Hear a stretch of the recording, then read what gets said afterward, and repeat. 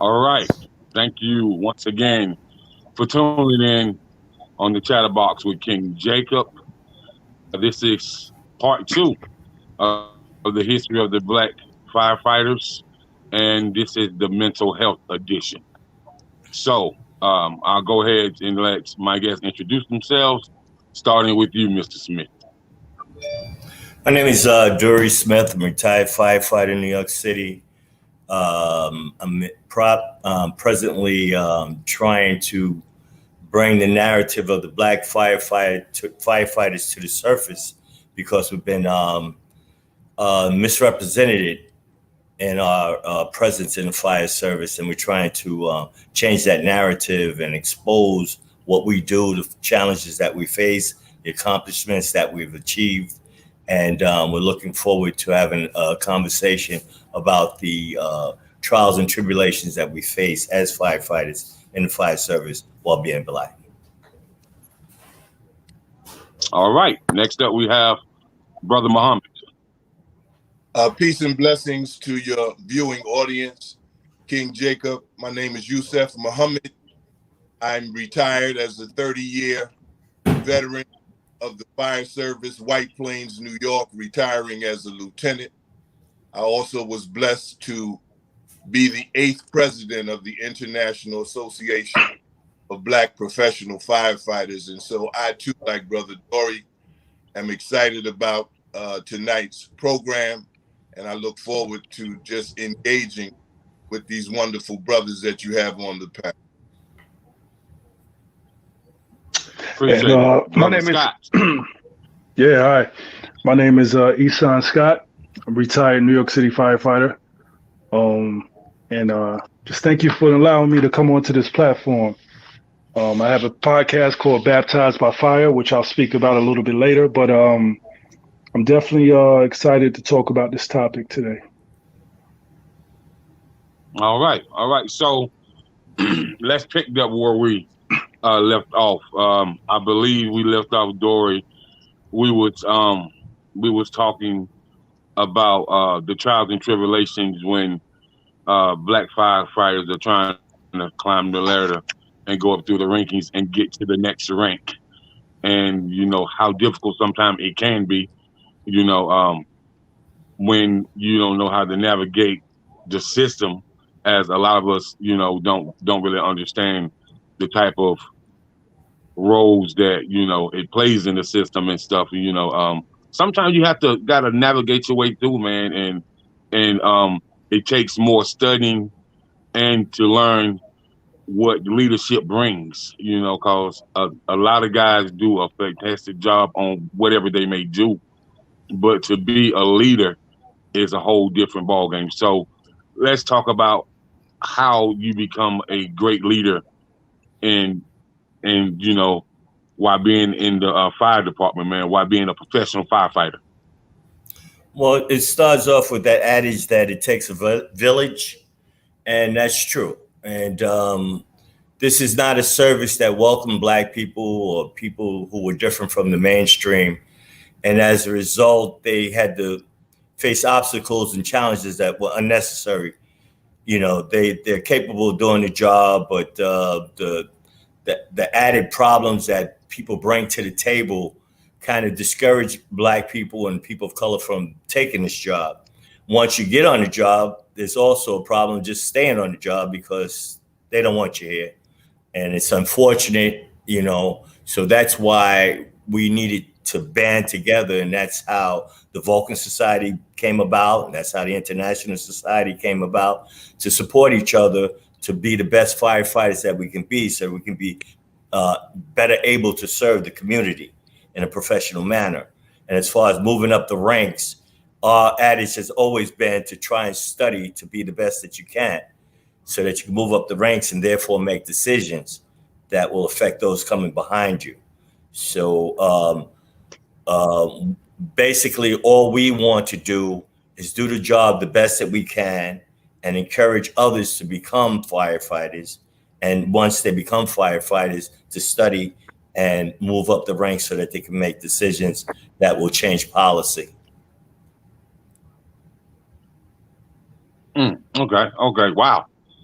Okay, so those decisions that may change the policy, um, that's a kind of what kind of a long would you say it would be a long process, or or how is that process started to even change policy so it can benefit black and brown people more? Well, basically, once you become an officer, you're in a position to make decisions that others must follow. And if you know the job well and you mean well, then you're going to make those that are following you better firefighters. As you move further up the ranks, you begin to sit down with people who make policy. And as you move further up the ranks, you're the final say so. And a lot of black people, as they come into this, black and people of color and women, when they come into the job, they face obstacles and they have no assistance. As you move up the ranks, now you're in a position to assist these people when they find themselves in a situation where they don't know the best way to go. You can guide them in a direction that's going to make them a better firefighter first, and also help them in their career to elevate themselves to the position of assisting you in making policy. Okay. Thank you, Mr. Smith. So, uh, Brother Muhammad, now we're discussing moving up through the ranks, and you as moving up through the ranks to be a retired lieutenant. And tell us again about you was the eighth president of what organization? The International Association of Black Professional Firefighters, which was an organization that was put together, started in 1970, came together many blacks who did not know where other blacks were employed, came together in New York City for a special meeting in 1969. And during the year, by the time they re-met in Hartford, Connecticut, that was the beginning. That was the foundation. National Association of Black Professional Firefighters, founded in 1970. Okay, great. So we are talking about moving up the ladder and moving up to the next level in the rankings of to be greater and to just keep achieving. And so, and as Brother Smith mentioned, process, policy, and owning something. And what I mean by owning something, owning your truth, that you're the best at what you do. That's why you can be in a position to sit down and talk about policy and procedure and education about the firefighters. So where do you stand with that, Brother Muhammad? Well, I think Brother Duery laid a beautiful base. I would also add on that word process that the both of you used. When you look at process, for those who are on the job, we want to reach down so that we can pull up, right? So we want to inform our brothers and sisters, whether they be in the streets or in the halls of academia, that first of all, you got to be the best you can be and be true to yourself. Because to come into a profession like the firefighters, it's a paramilitary organization. And so they're going to do a background investigation on you. And so it's critically important that you're true to yourself first before you come into this process. Now, when you get recruited, you have to make the decision that this is where you want to be. Once you do that, as you're in the process, and remember, as Brother Duery said, in order to change policy, you have to first know the job. So those of us who recruit those who know nothing about the fire service or may aspire to be a firefighter, we meet them where they are and we try to prepare them as best we can to put them in position to be where they want to be, and more importantly, where God wants them to be. So once you recruit them, you let them know, be your best self, because there's a background investigation on you. We're going to do whatever we can to prepare you for the entry-level exam. Brother Duery can tell you, all the OGs back in the day, they would always say, brother, you in the books? Sister, you in the books? You know, it does take a village to raise a child. And if I could use a scripture out the Bible, you raise a child in the way you want them to go. So if they fall off the straight and narrow path, they'll come back to it as long as you are leading by example. So you prepare them for the entry level in terms of the process after the recruitment. And then you're concerned about retention, because as Brother Duery talked about the racism and the discrimination, there are efforts to try to discourage our people not to hold on to the job. So that first year in the academy, if we don't wrap our arms around them and let them know, look, this is just a process. You got through the entry level, you've been recruited, but now you got to stay retained. And it's our job to retain. It's called retention. Then after that, promotion, or up the ranks, as they say. And up the ranks is study groups. Up the ranks is, in order to change the job, you got to first know the job. Exactly. Where many fire departments have what they call SOP or SOGs, standard operating procedures or standard operating guidelines. The first president of the International Association of Black Professional Firefighters, David J. Floyd, who retired as a captain out of FDNY, he used to always say, know your job. And once you know your job, then you can change policy. Then you can put yourself in position to not only change policy, but now it's your turn to go back, reach down, and to pull up. To camelback on what Brother Muhammad said, Brother Dave Floyd, Captain Floyd, great man, great firefighter. He sacrificed so much for our people. You know, it's him, Arnie Hyacinth, a couple other gentlemen that I could bring their names up. I'm actually standing still today on their shoulders. This man sacrificed so much, and his loving wife, you know, so much for the Vulcan Society and for Black firefighters and helping to form the International. And the man made it to captain at an early age. He could have been chief of department, but he took the time that was necessary to study to put into developing a system that will sustain those Black firefighters that he knew were going to face the trials and tribulations that he experienced and that he knew was coming, you know. So he sacrificed so much, and it's important that we as a people continue to understand that the people that sacrifice so much are the reason why we're able to do what we can do today, and it's our responsibility to do it, you know. So I'm just honored to be associated with brothers like Brother Muhammad, Brother Scott, you Jacob, and many others to let the public know that this job is like a calling. It's something to aspire to, because it does so much. You're in a position to help so many people mentally, physically, and emotionally. So I'm just honored to have the opportunity to do so. And that's one of the reasons, like we spoke about in the last set that we had, whereas we're putting forth this documentary to expose the Black experience in the fire service, you know, our challenges, our trials and tribulations, as a recruitment tool and an explanation of the Black experience in the fire service.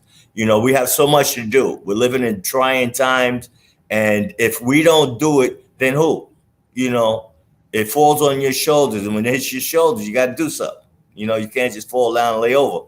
You got to step up and do something. So to all those listening, you know, if you see an opportunity to help somebody to move forward, take that opportunity and make it happen. Right. So we appreciate that, brother Muhammad and Brother Smith. And now we have Brother Scott. So, Brother Scott, you know, we're talking about moving up the ladder and procedure, policy, all the above, and getting to the next level where you can help make decisions on what the process, the procedures, and the policy should be. Even when we are talking about recruitment and employment and the union and black firefighters having security on the job. So what would be your take on that? Because those are some of the things we talked about in the last session, job security and the way that black firefighters can unionize themselves, to have security for that employment, to kind of ensure that they're able to take care of their families even when something may occur out of the ordinary and a new situation should come up that we don't normally face. So what is your take on that? Well, I'll stay on the topic of leadership. Recruitment is definitely an issue all over the country. I mean, we work in what's called fire houses. So if we know anything about the housing system all over the country, it's pretty segregated. So when a black firefighter walks into a firehouse, he's almost seen as less than, because number one, they're not used to living with us. And when they do, it's something called property value being dropped, right? Whenever we come to their neighborhood, there goes the neighborhood. When they come, it's vice versa. So let's get that out the way. But when it comes to leadership, though, I think it's so difficult. I mean, I retired with almost 15 years as a firefighter, not a fire officer. And it took me a while to kind of get this through my head, because it's such a challenge getting on a job that once you get on, you almost feel grateful that you're there. And, you have roadblocks and people, naysayers, who saying you're not good enough yet to become a fire officer. Don't even worry about studying. Well, I tell the young folks, young brothers and sisters that are run across today, is like, you've been a leader your whole life. You didn't even realize it. And most importantly, you don't even get the credit for it, whether you're a father, whether you're a husband, I would even go as far as say whether you was a gang leader. You've shown leadership in so many different ways that all you're now doing is applying it to another area where you're helping people and supporting the community, and even taking a job and deciding to be one of, very few to do this job. That took leadership right there. So one of my regrets is not being able to see that in myself, until my career and injuries overtook, the opportunity to have a long, illustrious career. So, that's one thing I would say about leadership that I would recommend that brothers and sisters look within themselves, because there's going to be naysayers, there's going to be doubters, there's going to be people that tell them that, it's all about the job. That's part of it. The other part is about confidence, because you're leading people that probably didn't want you to be there in the first place. But what we learned from a lot of our elders, and like Brother Duery said, standing on their shoulders, is that, they didn't let their naysayers create their narrative, and I'll end it right there until you come back to me. Okay.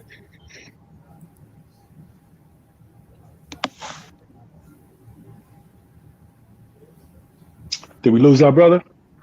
I think he'll be back. I think he'll be back. We hope so. There he is. Yeah. Did I talk his head off out the room? He's like, All right, guys. All right. So, we definitely talked about that leadership is the key point. So, want to move on and talk about having a family while being a firefighter, and the emotions of the loved ones while a family member is on the front line, as a professional firefighter. So how is that mentally and emotionally, in the household? So, cause that's something that people don't really ask, because the family members go through it as well, cause, I can imagine, how the family members went through when it happened 9/11. So that's really an emotional barrier for the family members and a mental barrier. So we're gonna start with you, Brother Smith, and how does, the family overcome those obstacles as well when a person like yourself is on the front line? Well, that's an easy one for me. The reason why I became a firefighter, I don't know if I mentioned in the last segment, was because my family was saved literally twice from a fire situation, unconscious, by people that I didn't know that didn't know me. And I vowed at that point in time, I think the second time we were pulled out, watched the snot running out of these guys' nose. They had no mask, and they were putting their lives on the line to save my family. I said if I ever had the opportunity to do it, I would. Therefore, I did. Me and my brother Posh, we took the test and we passed it. And when I became a firefighter, at the time I was married. My wife, she wasn't disheartened about the fact that I became a firefighter because she knew my passion. She understood what I was trying to do, and I've always been that type of individual to come to aid of anybody that I could. And she knew me, so as a result, I'm sure, even though we never really had any,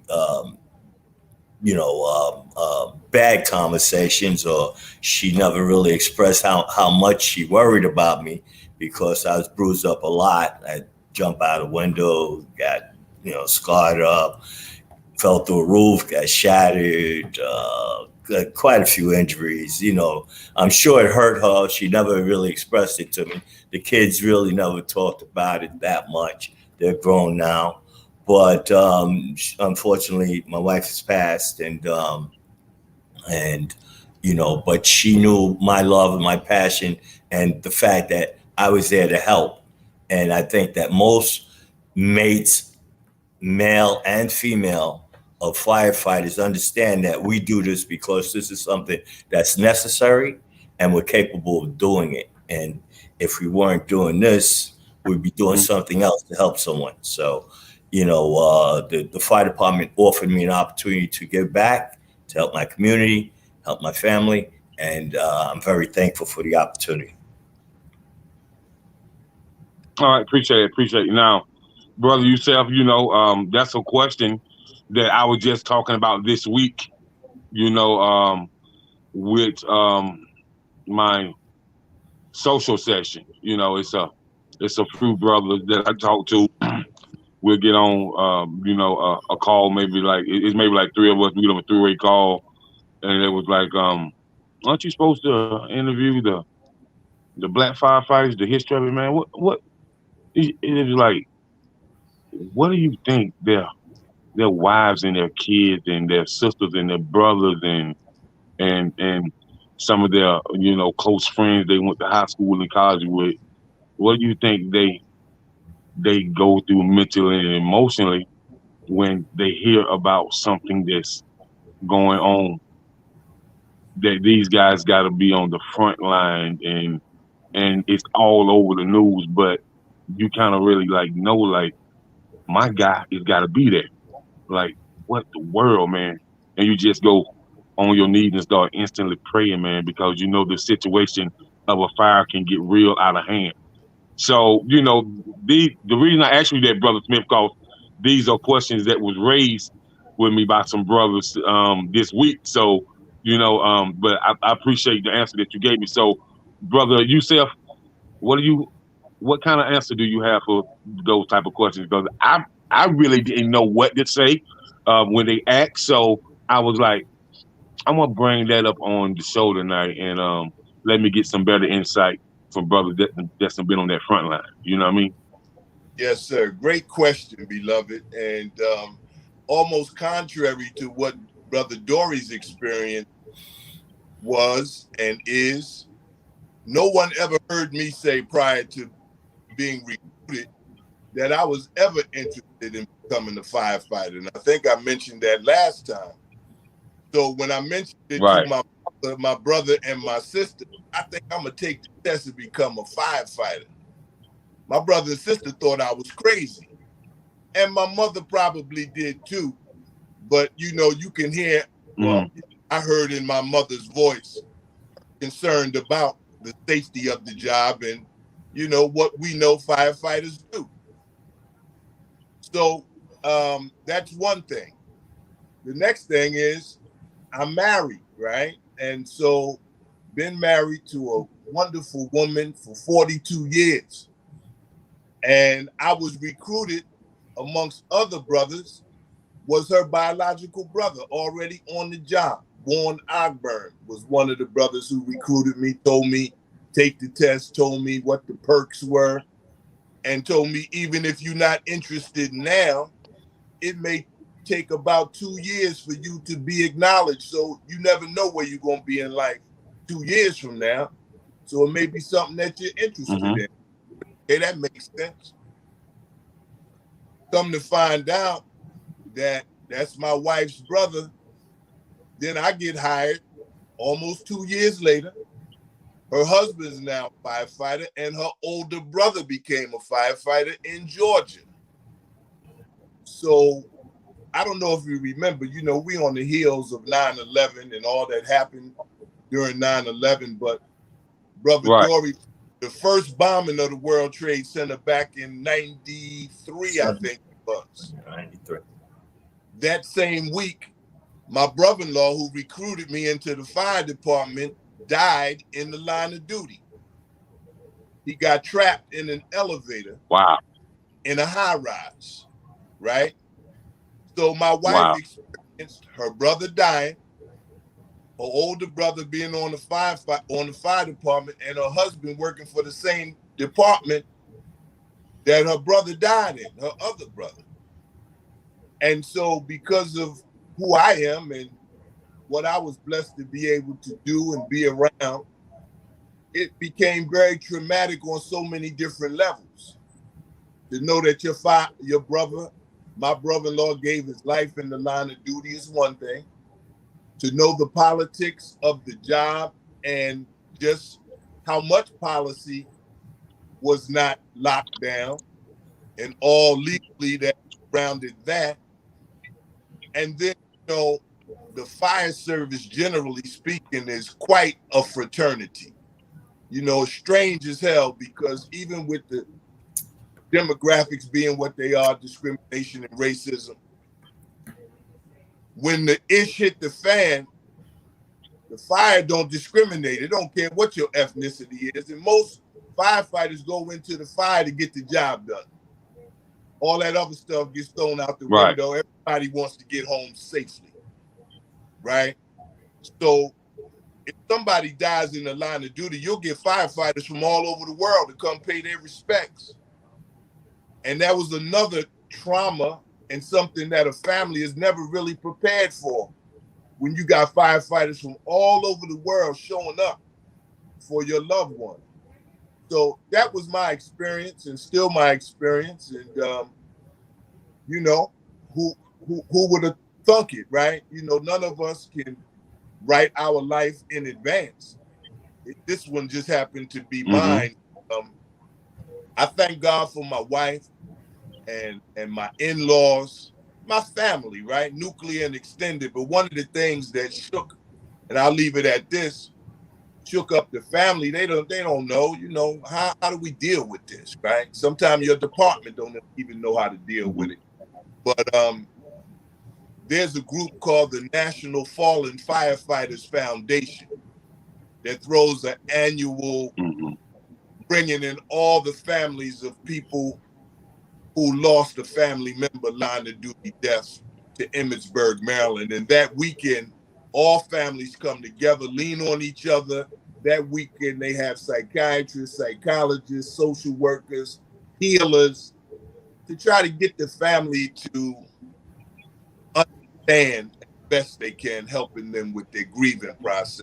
So I'll just leave it at that. That's just my personal experience. Thank you for the question. Thank the brother who came up with it in your session. Boy, I appreciate it, man. I appreciate it.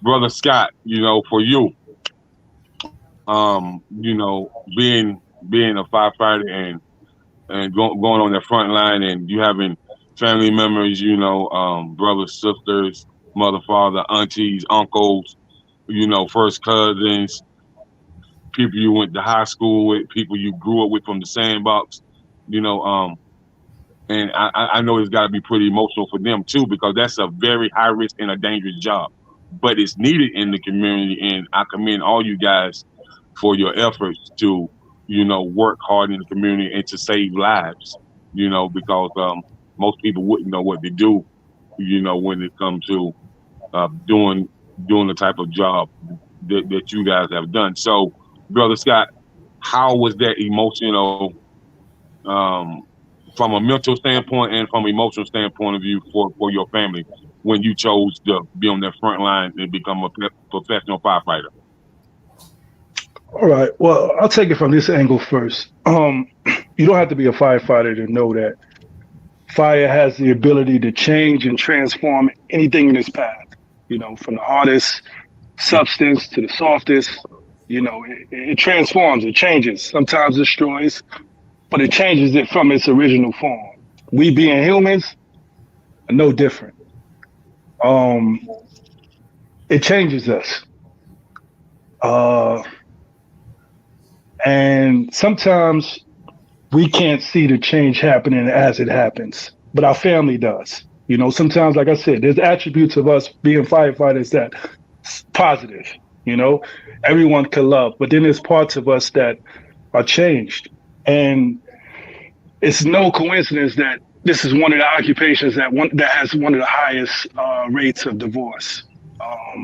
It has a high rate of suicide. It has a high rate of alcoholism, you know, drugs, et cetera, all those negative vices.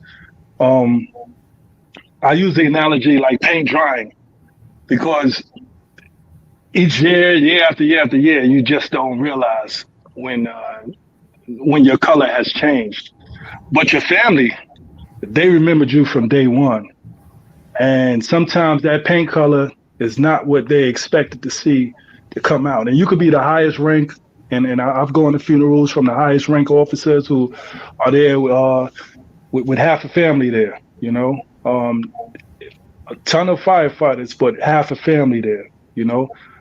My thing to young firefighters is to, I always give them this, I always tell them this. I tell them, there's a picture that you take in probie school.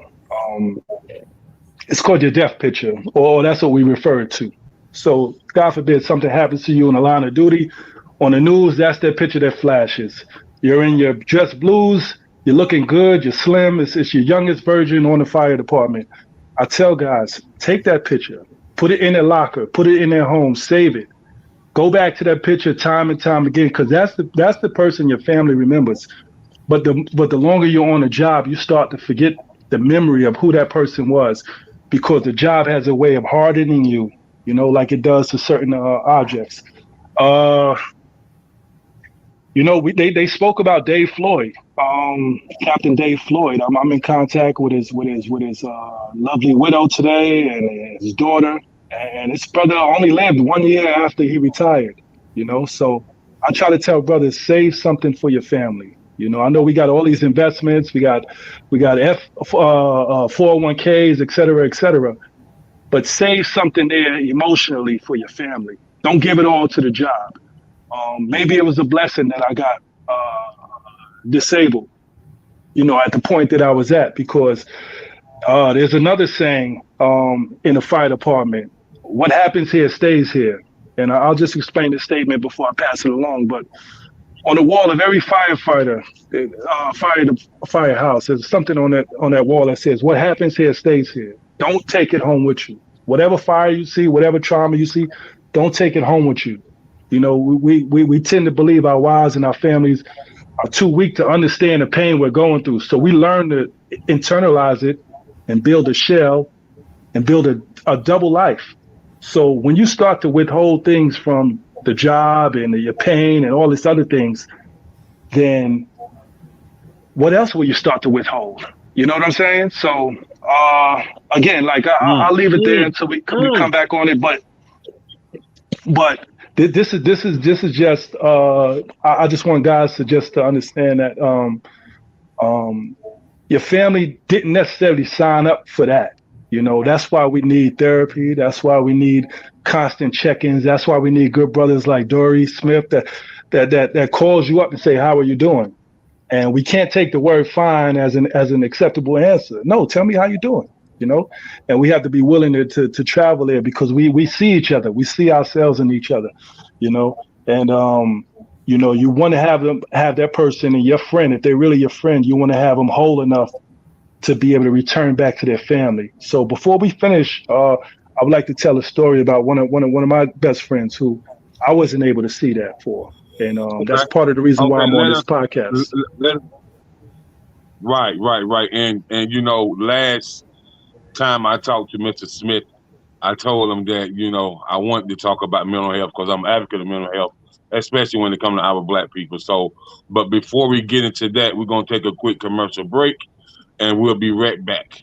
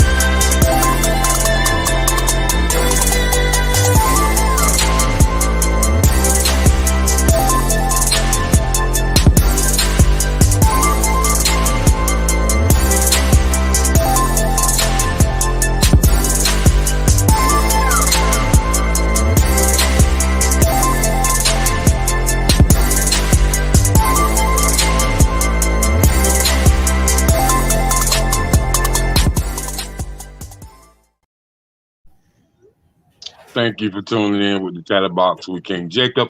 This show is sponsored by Unique Blessings nonprofit organization. All right, we're back, and we're going to get into our mental health edition of this. And we're going to start off with, you know, Brother Scott, because when I asked Brother Smith about the mental health edition, he definitely told me about who you are and who you were, and told me that you definitely had something to say. So my question is, from the mental health aspect, you know, there's a lot that you guys see, a lot that you go through, and you already talk about, you know, the marriages being broken up, alcoholism, depression, of course, anxiety goes with that, and seeing things, you know, taking things from the job home with you, what you have seen, and you just can't get over, you know, how, you know, you can move on from that stage because you still see it. So, Brother Scott, let's talk about, you know, the depression, the anxiety, the alcoholism, and the suicide of it. All right, I appreciate you, you know, speaking on this topic and giving us the platform. Well, my story on this started on a Saturday night like tonight. I was a real good buddy of mine, you know, one of my best friends on the fire department, you know, tall, strapping young brother like myself. He was 6'8", 250, and I'm speaking in the was, so you already know how the story's going to go. But we were supposed to be meeting at the bar, you know, doing what we know how to do best as firefighters, you know, drink, womanize, you know, do all those fun things, right? And this is kind of how we let off steam, you know, and, you know, so, you know, he didn't show up to the bar, which was kind of odd, you know, and I said, all right, I'm gonna get him back next time I speak to him. Sunday, you know, I was waiting for explanation, apology, none of that. And then by Monday, I was taking in some phone calls, getting a bunch of missed calls from guys that I know he worked with, and in his particular firehouse, and his captain called me. So by the time the captain called me, I figured something was up, but I didn't think that far left. And then, you know, then I got the news that they had found him in his home when he didn't come to work, and he had taken his life. Now, what happened to me was at first, I went through the phase of sadness, losing a friend who was so close to being a new father. He had two twins on the way. And then it went to anger, anger at him, for leaving, and why couldn't he talk to me? Anger. Then I turned the anger inward to myself, like, how come I did not see this? If he's such a good friend of mine, how could I not see his pain, within our conversations? And then later it became to acceptance. I started to hear things like suicide is not wanting to stop living, but it's just wanting to stop the pain, whatever pain you're going through, And I forgave him in that moment. But then this level of empathy came over me where I started to look for answers. I said, maybe I need to talk to somebody myself. Me and him were so similar, so much alike that maybe. And I went to the New York City Fire Department, and I said, I need to talk to somebody, right? And but talking to a 20-something-year-old white woman really didn't sit well with me, because I knew I was going to be stubborn. I wasn't going to sit well and talk. I was just going to be quiet and allow them to bring it out of me, But she didn't have the tools to do that.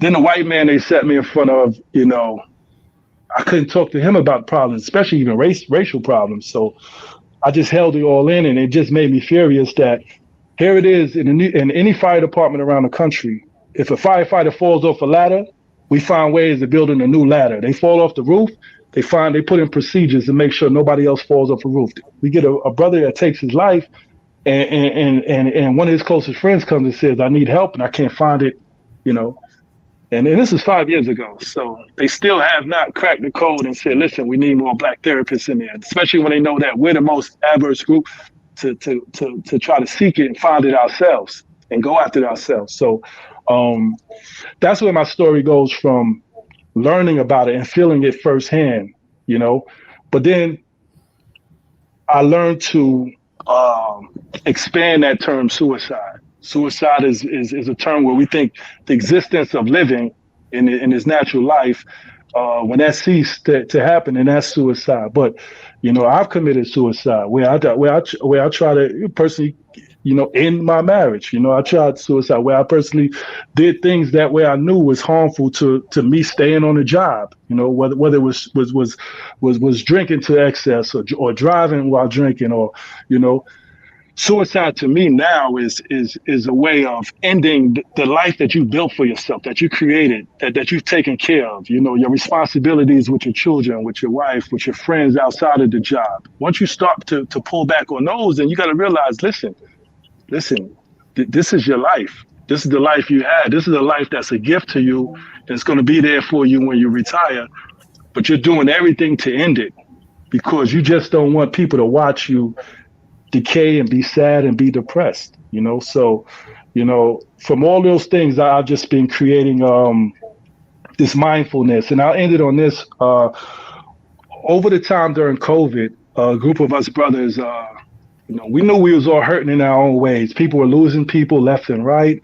The average firefighter in New York City, this being one of the other epicenters, they were going to 5 or 6 deaths a day. And the way it is with firefighters, we're not supposed to call it death. We're supposed to do our CPR. They go in the ambulance and let the hospital. We removed from that. But because of COVID, they had to be in apartments. They had to tell us, the grieving family, I'm sorry for your loss. And then they was holding this in. So I knew they needed an outlet. So we started a Zoom class. And I'm saying this out for other brothers and sisters in other departments to take it upon yourselves to do some things. And what we do is we call it a check-in. I try to do it every Sundays where, the brothers, they'll log on from wherever they at, from work, home, on the road, or whatever. And we go to each square and we ask them 3 words. How are you? And fine is not an acceptable answer, and then as they go into depth with what they're saying, then as they go into depth of what they're saying, the whole room chimes in and tries to offer them some advice, some clarity, and some peace. And so we've been doing that successfully. We're starting to, I just started to get some notification of some therapists that want to come on and listen in for a half hour to an hour and then provide their services to anyone that likes their style of counseling. So yeah, so that's pretty much my story, and that's how I became more, I guess, an activist towards getting us some help, getting myself some help, because we need it. Mm-hmm. Oh, so while you're saying that, Brother Scott, let's go into detail. Just a little brief description about your podcast, the type of guests you have on, and the message that you're displaying out, to your target market audience, about your podcast. And, if there's anything that I can do to help you with your podcast, send me a link. I'll share it, bro. And I'll even, get it to some people that I know do other podcasts because, definitely us podcast people, us radio dudes, we definitely share a lot of information. So it's like a chain reaction. So, so just enlighten us about your podcast. Yeah, well, one thing we know that Black folks know how to do is we know how to tell stories. Some of our greatest poets, some of our greatest playwrights, authors, they all come from our community. And one thing, Brother Muhammad, Brother Smith know is that in the fire department, we have a wealth of stories, and a lot of times they don't get out. A lot of times, this wealth of knowledge and information, we keep it within because we're modest people, almost modest to a fault. So Brother Duery Smith and myself, we started talking some months ago, maybe about a year ago, about getting our stories out. Now his endeavor is way bigger. It's a bigger project, but we're both tethered in a point where we're reaching for New York City firefighters first, and then we're reaching out to other cities. Mine is called Baptized by Fire, and you can find it on YouTube. I'm starting out now. I'm just getting my feet wet, and I'm talking to various different firefighters. And we're going from telling the story, not just about what the white man, we're not here because of them, and our pain doesn't necessarily always attach to them, but we're telling our stories, whatever. And if they come up, they come up. But we're telling the stories of just some of the uniqueness. I'm not going to give away any of Duery Smith's story, because I told him he has a book, he has a movie, all in it of itself, of how he survived, and why that word fighter is definitely in the title of for him, much more than fires. This brother is a true bro. fighter. So yeah, so yes. He has a whole TV series. Mm-hmm.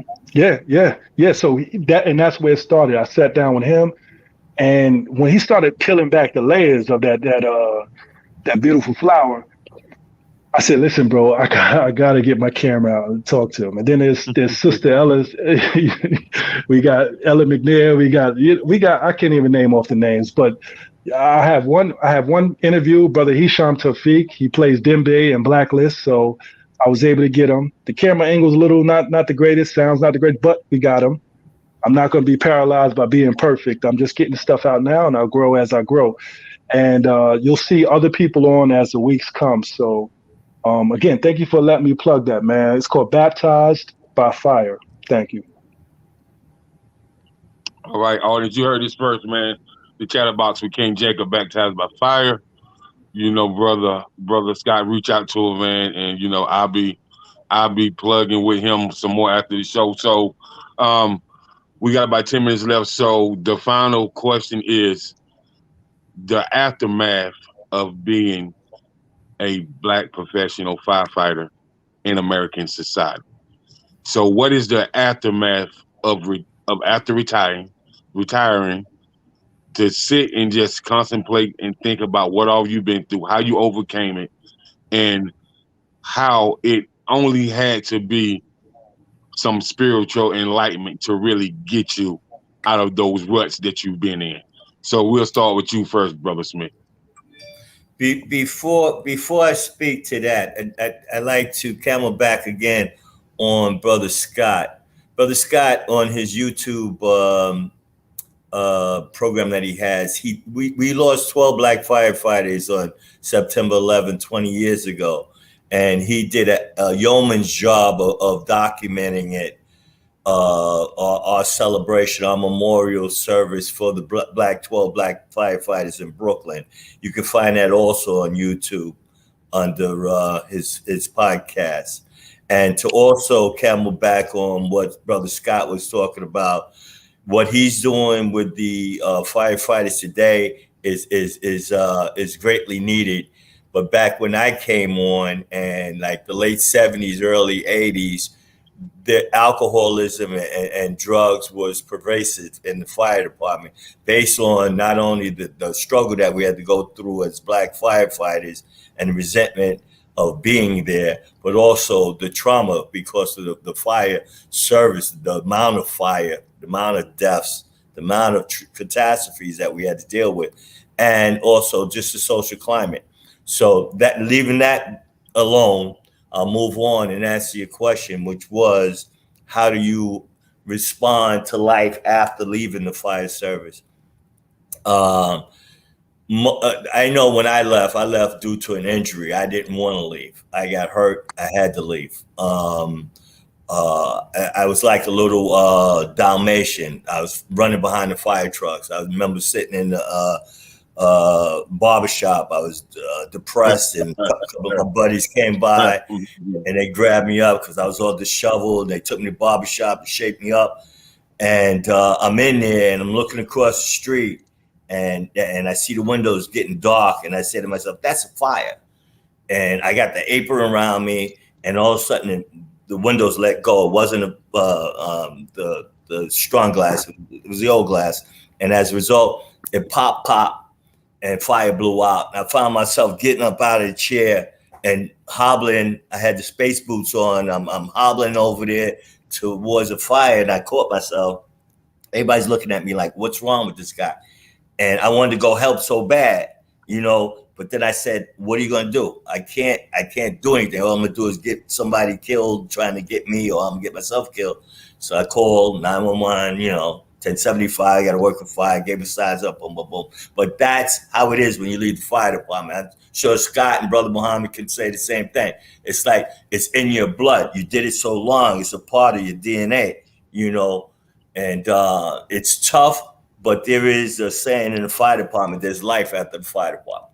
And we all had to learn that there is life after the fire department.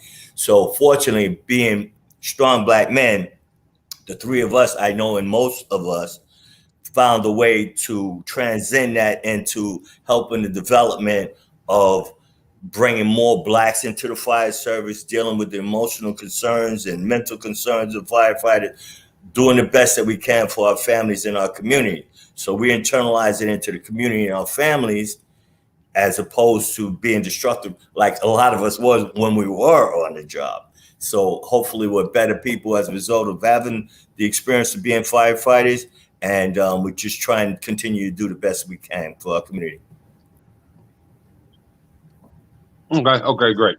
So next we have Mr. Dabney himself, Brother Muhammad. So we're gonna definitely let you chime in on this topic. Life after retiring as a Black professional firefighter. Now, before you chime in, I will say this: I check you out. I went through some of your photos via Facebook.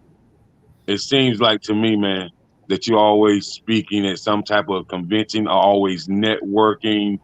And so I propose to all you guys, that you guys need to definitely get together and start your own network, Black Firefighter Radio. Black Firefighter Radio. It's needed, because after the show on the last time, I did do some research in New York, Chicago, Atlanta, San Francisco, Philadelphia, Kansas City, Little Rock, Arkansas, San Antonio, Dallas, Texas, Houston, Texas, San Diego, California, Los Angeles, California, Sacramento, California. I did some heavy research. So with that being said, I know that it's a crazy amount of Black firefighters across the nation, and we need to have that Black Firefighter Radio network. So therefore, you can start a network, and you have a conglomerate of radio hosts that talk about firefighting, and you will have some of the interns of the children that may want to come on, and their grandfathers was firefighters or their uncles was firefighters, and talk about what they was taught on the home front about being a black firefighter. So you guys have that in your power to do. So we're gonna just move on. So with that being said, Brother Muhammad, how's life after being a retired lieutenant, and and how do you stay so busy? Because it seems like you're always speaking to someone or something about something, whether it's two people or whether it's 2,000 people. Yes, sir. Thank you, Brother King Jacob. First of all, shout out to what you're doing, Brother Isan. May, the Most High continue to bless you, brother, with your endeavors. And whatever I can Yes, do to sir. help, you let me know. Brother Duery said as well. But look, beloved, it's like this. You got to have the will to want to live. And it has to be shown by your example. So when other people see you, they're going to say, well, what is it that motivates you, that inspires you? Well, people died so I may live. My brother-in-law died in the line of duty. He didn't finish his career out. The first president before me, Right. Brother Duery, Lieutenant Ron Sanders out of Mount Vernon, New York, he died training for a triathlon and got hit by a van. And then that got me more into the organization. So people died so that I may live, and I never took that lightly. I felt, Dave Floyd taking Mm-hmm. me up his wing. I never took that lightly, right? And so we have a saying at the Dr. Carl Holmes Executive Development Institute: all that I am, I owe. I live eternally in the red. All that I am, I owe. I live eternally in the red. So on this trauma thing, many of us are quite familiar with the PTSD. Some say it's post-traumatic stress disorder in the fire service. But Black people can say it's post-traumatic slavery, not disorder, but syndrome, which is a difference. And so we're dealing with both of those things simultaneously. So whether you get injured like Duery or Brother Isan, but now on the other end, they see that as a blessing because they're permitted to do other things that they don't think they would have done if they were still on the job, even though they loved the job. So this is the deal for me. When we go to a fire, Brother King Jacob, many people think that when there's a death in the fire is because people got burned up, which is not the case. People asphyxiate, they suffocate from the poisonous gases that build up in the structure, right? That's the deal. So guess what? Black people in America, generally speaking, we got poisonous gases built up in us since our childhood that we haven't dealt with. So those poisonous gases build up. So when we get in our 20s, near our 30s, this is what happens in a fire. Until we let the poisonous gases ventilate out the building structure, we can't even put water on the fire. So it's the same thing with us, with these poisonous gases, that if we don't find a way to ventilate them, then we eventually do what happens in a real fire. It's called spontaneous combustion. Boom, we blow up. We end up hurting ourselves or the people that's so close to us that we claim we love. It's the same thing. So I've been blessed to find vehicles by which I've been able to purge, ventilate, so I don't explode. You see, brother talked about a brother who's the djembe drum. I've been blessed to be a drummer. I understand stress release, playing that djembe. A poet, using your creativity to therapeutic, to speak that word. These are all ways to ventilate. My faith tradition, prayer, These are all things to ventilate. And back to that motto, all that I am, I owe, I live eternally in the red. As long as I can help somebody, I think Dr. King said that. Y'all might have sang it in the church. If I can help somebody as I pass along with a word or a song, then my living is not in vain. You see? And so those are the type of things that I've been able to, do to be blessed, try to keep my family intact, because the OGs when they built the organization, a lot of them lost their first families. Sister Quinny, Brother Duery, is Dave Floyd's second wife. Right. You see? Same thing up in Westchester. The OG said, yo, no matter what goes on in this organization, keep your family first, because we lost our first family. We telling you, youngin', do the best you can to keep your family in. Find a way to purge, to get those poisonous gases out. Otherwise, you're going to eventually spontaneous combust. And that's been the blessing for me, to be able to, what I say to one, I say to a million. And, depending on who I'm talking to, you don't know the seeds you dropping on them and how they going to germinate. But when they come back and they remind you, brother, that day you said, remember what you said? And I'm like, nope, it's not me. It's the creator coming through me. And I said, well, what was it you heard I said? And when they remind me, I said, damn, Dad, what a blessing it was for both of us that you would come back and remind me, because it was so far in my DNA. I'm not thinking about that. I'm thinking about the next one. Because look, brothers, I talked about my brother-in-law dying in the line of duty. My oldest son passed away while he was dealing with mental health disorder for 15 years. And he was 39 years old. So all of the brothers I named, it's personal with me. I don't play with this thing. You see, I'm not promised my next breath. So until Dave Floyd died at 54 years old, I'm a young man at 63. You see? So I owe him, man. I owe his family. I owe all the OGs. And I'm going to say this in ending, because I want to connect the dots.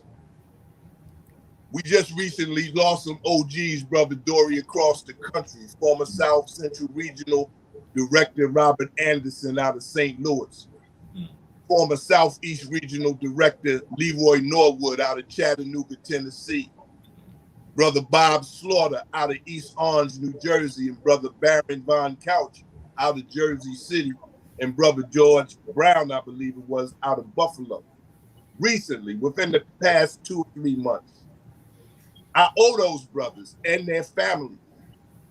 Our brother, Chief John Austin out of New Haven, Connecticut, about 4 months ago, he lost a young brother in the line of duty. Trauma as a chief, that he had to go tell his family, brother, your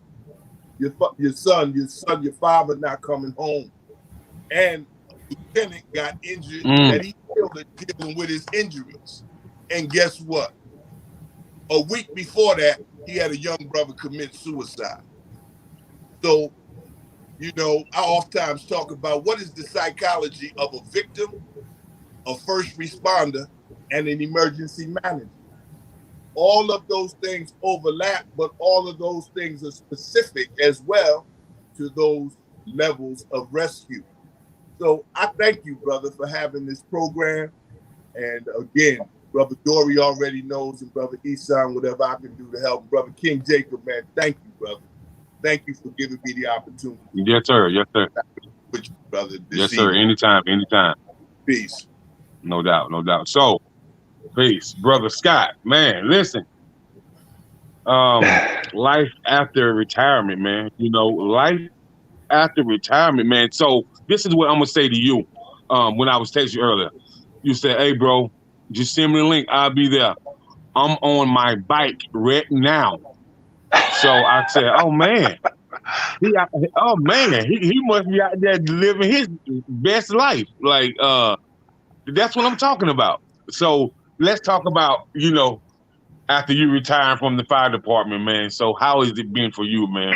Because you had some trauma in there because one of your best friends, committed suicide, and And now that you're retired now, man. So how do you deal with that, and how did you channel that pain to grab some more positive energy?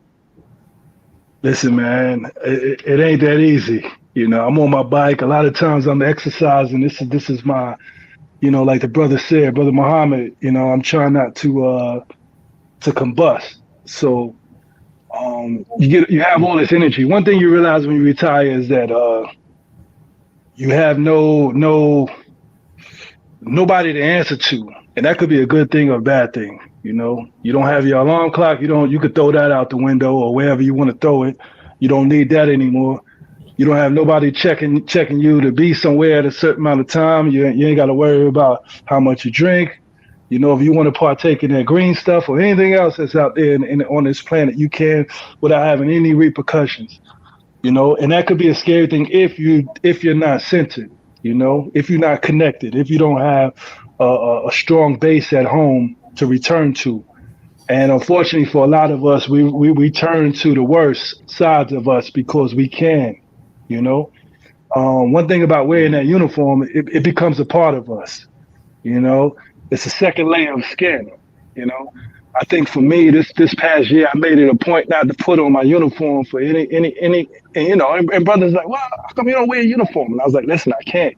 I got to physically remove myself, mentally and physically, and hopefully next year, one year after that, maybe I'll be able to put the uniform back on and not feel like I'm so connected to it anymore. Like I'm trying to get my civilian legs right now, and I just tell people like, we become addicted to the chaos a bit, like when you're at home and you could always get distracted by the fact that, no matter what type of conversation you're having with your lady or with anything like that, you could always divert your attention to 911, the phone call, other people's emergencies. You become addicted to taking care of other people's problems.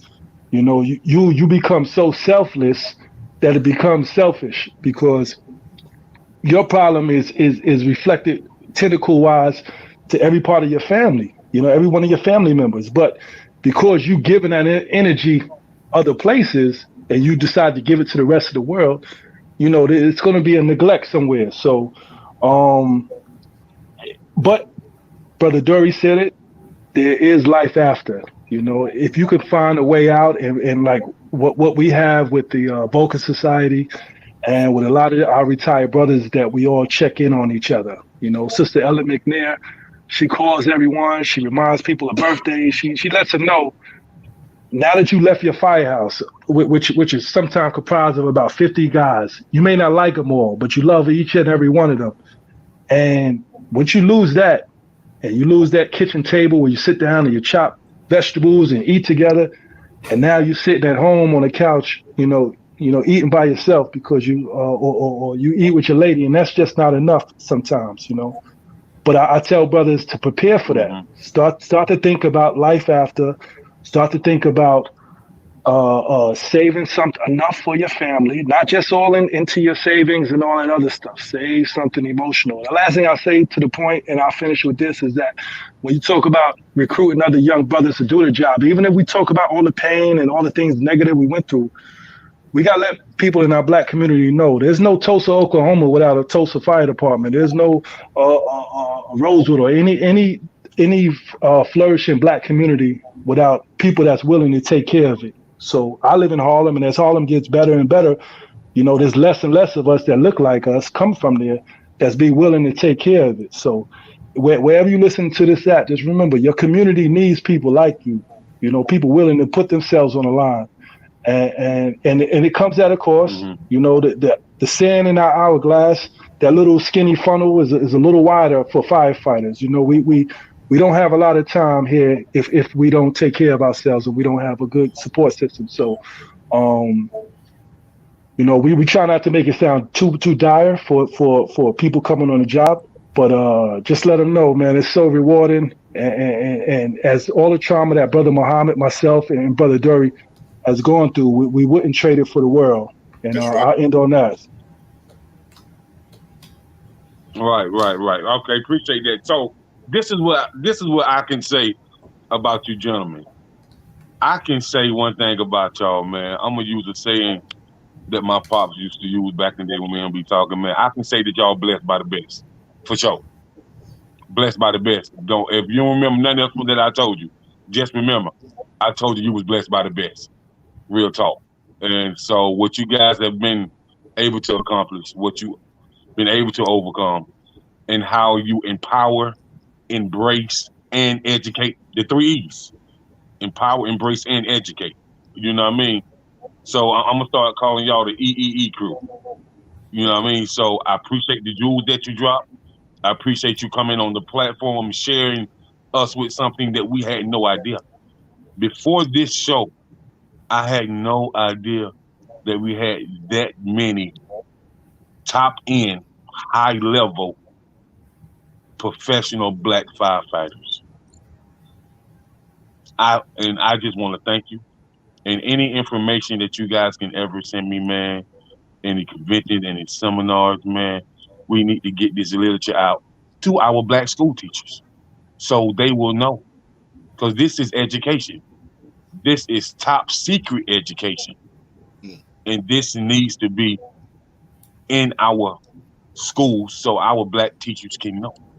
They need to do essays on this, book reports. They need to do any type of association with a stage play on this. You know what I mean? This is big, man. This is bigger than people ever realized, man. So, I just want to thank y'all, man, for dropping these. You're welcome. Before we leave, Brother Muhammad was the 8th president of the International Association of Black Firefighters.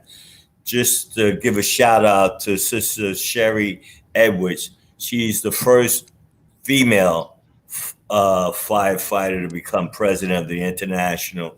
And she's very instrumental in the Flint, Michigan fire department. She's the chief there. And that's one of the things that she's interested in doing is interacting with the educational system to inform them of our challenges and our achievements. And maybe the two of you can collaborate on something and she can provide you some information about the International that you can maybe put a show together about the International. Actually, I'm sure she'd be more than willing to assist you in doing that.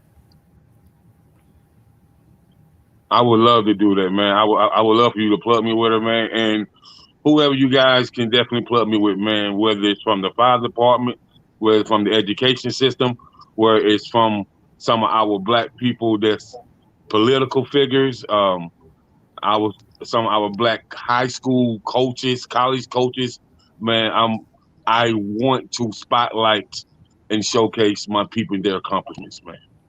You know, we have to showcase one another. We have to love and embrace one another. You know what I mean? Because he who loves I receive blessings from God abundantly. So we definitely got to do that, man. So I just want to thank y'all once again. You're welcome. Thank you, sir. Yes, sir. Everybody have a good night. Peace. You as well, Brother King Jake, Brother Duery, Brother Tom. Everybody stay safe. Indeed. All right.